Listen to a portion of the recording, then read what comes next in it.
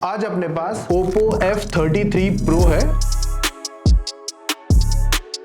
और इसके बारे में थोड़ा समझेंगे, कैमरा और बाकी सारी भी चीजें, और ओवरऑल एक्सपीरियंस कैसा रहा वो भी जानेंगे। रही बात अनबॉक्सिंग एक्सपीरियंस को लेकर, तो फोन के अंदर सब कुछ मिल जाता है, फोन कवर, चार्जर, नेसेसरी चीजें जितनी चाहिए रहती है सारी मिल जाती है। सो फर्स्ट इंप्रेशन में फोन का जो बैक साइड का लुक है ना वो काफी ज्यादा इंटरेस्टिंग है। रही बात यहाँ पर सबसे पहले स्टार्ट करते हैं हम लोग कैमरा से, तो यहाँ पर आपको एक मेन 50 MP का मेन कैमरा देखने मिलता है और सेकेंडरी लेंस है जो कि डेप्थ सेंसर है। और जो फ्रंट का सेल्फी कैमरा है ना उसमें काफी तगड़ा काम है, जो कि 50 MP का अल्ट्रा वाइड सेल्फी कैमरा देखने मिलता है। और इसका जो FOV है ना वो 100 डिग्री का देखने मिलता है, इतना wide basically front selfie camera आता है। ऑल्सो यहाँ पर आपको सेल्फी में ऑटो फोकस तो देखने मिलता ही है। अब एक एग्जांपल समझ लो, अगर आप जब फोटो खींच रहे हो वाइड एरिया में, मतलब ज्यादा लोगों के साथ में, तो ये नॉर्मल कैमरा से 0.6 के अंदर चले जाता है सेल्फी में, और वहां पर और वाइडर ग्रुप सेल्फी खींच के निकाल के देगा। तो कैमरा लॉन्च करने के लिए फास्ट ओपन होता है बेसिकली, और शटर वगैरह में एज सच इतना कोई लैग नहीं है, एकदम फास्ट एक्यूरेसी के साथ में देखने मिलता है। और ऑटो फोकसिंग भी यहाँ पर आपको डे लाइट वगैरह में भी काफी एक्यूरेट तरीके से निकाल के देता है, और वीडियो ट्रैकिंग वगैरह भी आपको अच्छी खासी स्टेबल तरीके से परफॉर्म करवा के देता है। तो इसकी फोटोज को ना मस्त में ट्राई आउट करने के लिए हम लोग बाहर निकले हुए थे। अब जिसमें अगर मैं बताऊं, डे लाइट की फोटोज अच्छी खासी शार्प इमेजेस निकाल लेता है, डिटेल्स वगैरह भी अच्छी तरीके से रिटेन कर लेता है। कलर जो निकाल के देता है वो कहीं कहीं स्लाइटली आपको बूस्टेड जरूर देखने मिलेंगे, जैसे ग्रीन पे थोड़ा सा और ग्रीन, तो वो थोड़ा सा निकल कर आता है जहां पर आपको already social media ready type की फोटो निकल कर आती है। तो HDR फोटोज को समटाइम ये अच्छी तरीके से कैप्चर कर लेता है, और कभी कभार एक आधा फोटो में इनकंसिस्टेंट रहता है। बाकी ओवर एक्सपोजर वगैरह भी थोड़ा बहुत संभाल लेता है अच्छी तरीके से। आउटडोर में भाई ये टन्स ऑफ फोटो है, यहाँ पर CST हो गया और नॉर्मल जो वॉकिंग शॉट्स हो गए, एज अ फोटोग्राफी के हिसाब से भी देखोगे तो यहाँ पर ये जो फोटोज है आपको काफी ज्यादा इंटरेस्टिंग भी देखने मिलेंगे। सम किसी फोटोज में जैसे कि एज डिटेक्शन वगैरह में, जैसे कि आपने चश्मा पहना है तो एक एज वाला जो पार्ट है वो some time miss and hit वाला पार्ट कर देता है, बट जब आप 10 फोटोज देखोगे ना तो आपको एक्सपीरियंस काफी अच्छे देखने मिलते हैं। बाकी लो लाइट फोटो जब लेने जाओगे ना तो वहां पर कभी कभार आपको नॉइस अगर विजिबल होता है तो AI प्रोसेसिंग की हेल्प की वजह से आपको थोड़े बेटर और अच्छे शॉट्स ये निकाल के देगा। तो ओवरऑल डेली यूज के लिए जो कैमरा है ना काफी ज्यादा स्ट्रॉन्ग, और फोटोग्राफी एक्सपीरियंस के लिए भी काफी अच्छे निकाल के दे देता है एक्सपीरियंस, और नेचुरल फोटोग्राफी भी काफी अच्छी तरीके से निकाल लेता है। बाकी पोर्ट्रेट मोड के अंदर आपको जो एज डिटेक्शन है, जैसे मैंने बताया, थोड़ा कभी कभार हिट कर लेता है, बट वो जैसे कि चश्मे वाले पार्ट में थोड़े कॉम्प्लिकेशन वगैरह निकालता है। बट डे लाइट में फोटोज अच्छे हैं और लो लाइट में थोड़ा डिसेंट तरीके से काम करता है, और बैकग्राउंड ब्लर भी एक अच्छा खासा नेचुरल पार्ट निकाल के देता है। अब रही बात सेल्फी कैमरा को लेकर, तो ओप्पो ने यहाँ पे काफी इंटरेस्टिंग काम किया है। तो बेसिकली यहाँ पर आपको एक्सट्रीमली शार्प फोटोज आती है और वाइड फ्रेमिंग तक करने का ऑप्शन आपको मिल जाता है। नॉर्मल जैसे कि अगर मैं यहाँ पर आपको दिखाऊं तो ये सबसे पहली फोटो खींच ली 1x की, जूम इन करने का भी ऑप्शन मिल जाता है। तो अगर आपको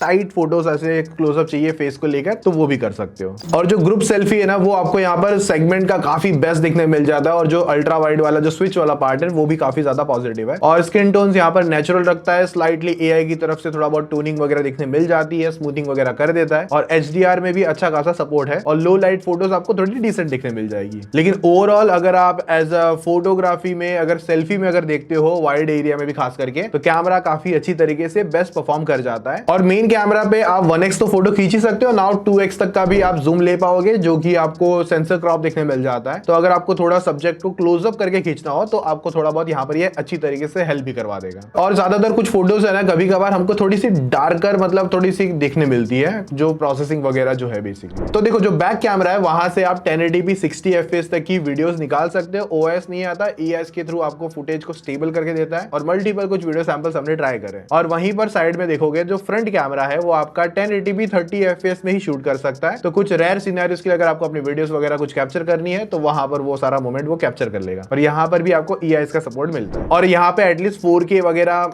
मेन कैमरा में तो आना चाहिए था, 30 FPS से ही बट आना चाहिए था। नाउ कैमरा में कुछ AI फीचर्स भी आते हैं जो काफी इंटरेस्टिंग है, जैसे कि सबसे पहला है AI पोर्ट्रेट ग्लो, जहां पर आपका फेस और इवन जो स्किन टोन्स है वो अच्छे खासे ग्लो तरीके से क्रिटिकल एनवायरनमेंट को समझ के कैप्चर करके देता है। फिर AI इरेजर 2.0 आता है, AI क्लैरिटी एनहांसर आता है, अनब्लर भी मिलता है, रिफ्लेक्शन अगर है तो कई सी फोटोज में तो रिमूव करने का पार्ट हो गया तो वो कर लेगा, इवन परफेक्ट शॉट्स भी आते हैं। और इवन कुछ यूनिक फीचर्स है कैमराज में, तो फ्रंट में आपको है ना कलरफुल फ्रंट फील लाइट मिलती है तो मल्टी कलर फ्लैश लाइट आपको निकाल के देता है, तो सेल्फी में कुछ इंटरेस्टिंग लुक आपको देखने मिल जाएगा। बाकी AI डॉक्यूमेंट स्कैनर है, ऑल्सो अंडर वाटर फोटोग्राफी करने का भी ऑप्शन अगर चाहिए तो वो भी मोड मिल जाता है, और साथ में आपको पॉप आउट और क्विक स्विच का भी फीचर मिल जाता है। और रही बात बिल्ड, डिजाइन और कलर्स में, तो यहाँ पर ये जो है ना Oppo F33 Pro देखोगे ना ध्यान से तो यहाँ पे जो शेडिंग है ना वो भी काफी ज्यादा इंटरेस्टिंग है। मतलब जैसे यहाँ पर डार्क होगा, फिर थोड़ा सा रिफ्लेक्शंस, काफी ज्यादा इंटरैक्टिव लुक बना के देता है इसको, और जो फिनिशिंग वगैरह है वो भी काफी ज्यादा अप्रोचेबल है। बाकी इस पर आपको डायनेमिक 3D डेप्थ डिजाइन देखने मिलता है, जो बेसिकली आपने देखा लाइट के साथ रिफ्लेक्ट करके कुछ इंटरेस्टिंग लुक जरूर निकाल के देगा। टेबल पे बेसिकली आपने फोन रख दिया तो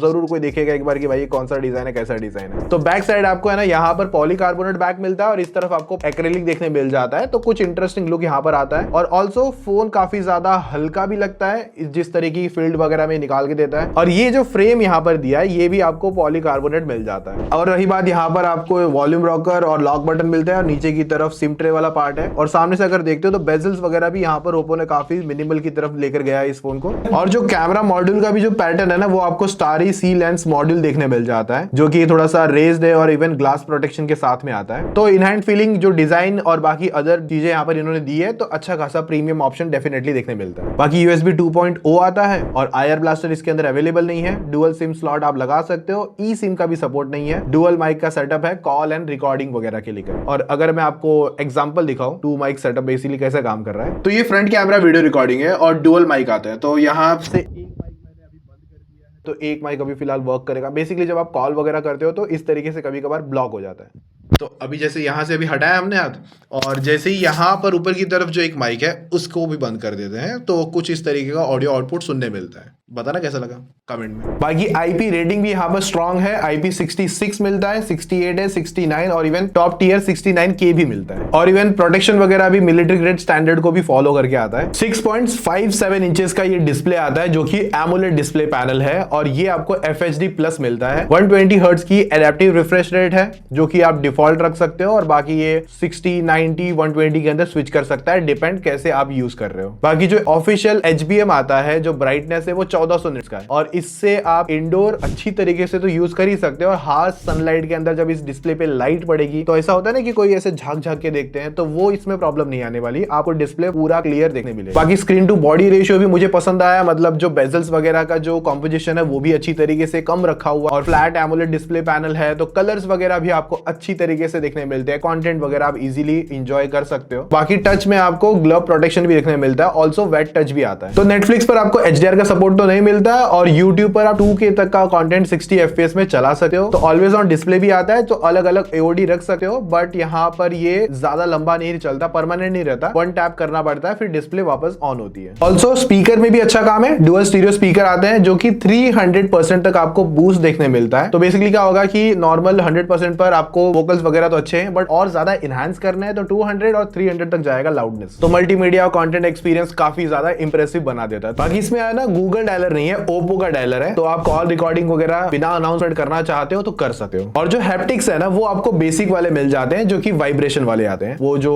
एक्स लाइनर वाला होता है ना वो नहीं है यहाँ पर। और जो बैटरी वो 7000 mAh की दी गई है, और बॉक्स में आपको 80 वॉट का सुपर बुक चार्जर मिल जाता है। ऑल्सो 10 वॉट की रिवर्स वायर्ड चार्जिंग का भी ऑप्शन मिलता है, और अगर गेमर हो तो बाईपास चार्जिंग भी मिल जाती है। तो देखो 7000 mAh की बैटरी, इतना समझ के चल लो आराम से आपको एक दिन के ऊपर, मतलब 2 दिन तक का तो बैटरी बैकअप नॉर्मल सिनेरियो में मिल ही जाएगा, बट हेवी एंड यूजर हो तो एक दिन का बैटरी बैकअप इजीली मिल जाता है, और इवन से ज्यादा ही मिल जाएगा। और अगर आपको चार्जिंग का भी जो अगर टेंशन होगा तो 80 वॉट का चार्जर बॉक्स में ऑलरेडी आ रहा है, तो वहां पर चार्जिंग भी आपको डेफिनेटली फास्टर ही मिल जाती है। अब रही बात पावर को लेकर, तो प्रोसेसर आता है Dimensity 6360 मैक्स प्रोसेसर है। अब जहां पर इसके जो एंट्रू स्कोर्स है वो नियर बाय 6.5 लाख के आसपास आते हैं, और बाकी स्टोरेज भी UFS 2.2 की ही देखने मिलती है। और जो CPU थ्रॉटल है वो 94% का देखने मिल जाता है। बाकी Geekbench और अदर भी हमने टेस्ट करे हैं, जिनके बेंचमार्क के स्कोर्स आप ऑन स्क्रीन आप देख सकते हो। तो जितने ये स्कोर निकाल के देता है उतना तो सिंपल है कि जो UI परफॉर्मेंस है, जितने UI के जितने भी टास्क है और कुछ जो एप्लीकेशंस है वो अच्छी तरीके से परफॉर्म करवा देगा। हेवी एंड टास्क में थोड़ा बहुत ऊपर नीचे का परफॉर्मेंस जरूर निकाल के दे देगा, बट यहाँ पर इतना है कि कैजुअल टास्क इजीली तरीके से करवा देगा। बाकी जो दूसरे लाइट गेम्स है वो आप 60 FPS में और इवन बेटर FPS में एंजॉय कर सकते हो, इफ अगर गेम सपोर्ट करता है तो। बाकी 11 5G बैंड्स आते हैं, डुअल वाईफाई को सपोर्ट करता है, वाईफाई 6 के साथ में आता है, और जो ब्लूटूथ है इसमें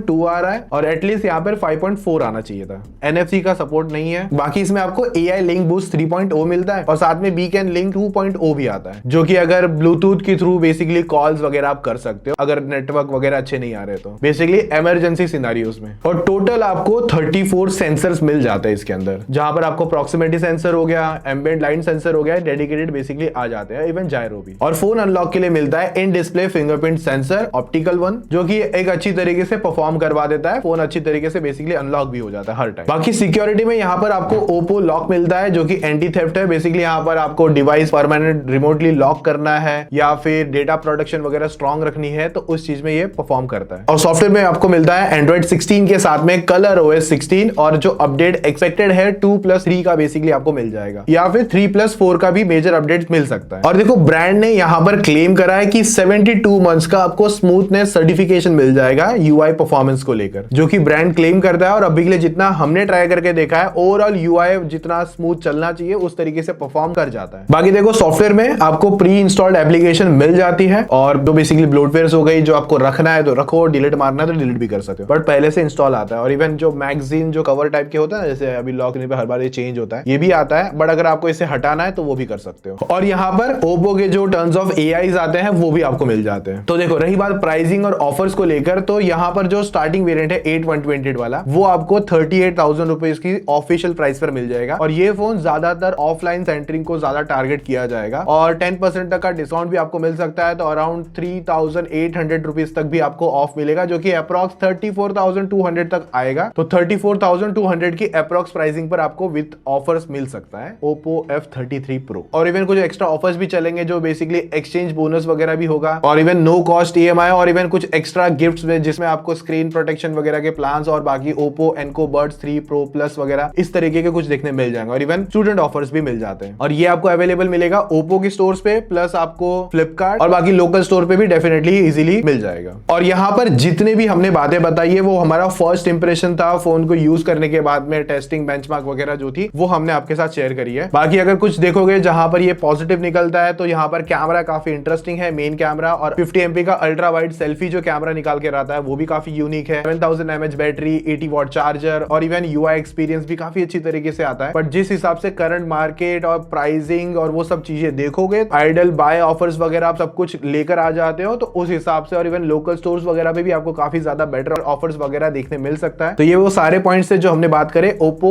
F33 Pro को लेकर। और हाँ, इसका लुक भी काफी ज्यादा इंटरेस्टिंग है अगर आप उस तरीके से भी डिवाइस को ढूंढ रहे हो तो। बाकी वीडियो कैसी लगी कमेंट बता देना, जो भी थॉट्स होंगे कमेंट में वो जरूर लिख के जाना। कुछ और कोई अपकमिंग वीडियो की डिमांड है, सब कुछ हम वीडियो जल्दी से प्लान करके शूट करके लेकर आएंगे आपके लिए। तो आपके इंटरेस्ट के हिसाब से यहाँ पर एक वीडियो पॉप हो रही है, क्लिक करना, उसी के नीचे सब्सक्राइब का बटन है, सब्सक्राइब दबा देना, और मिलते हैं नेक्स्ट वीडियो में। तब तक मजे मारो, बाय।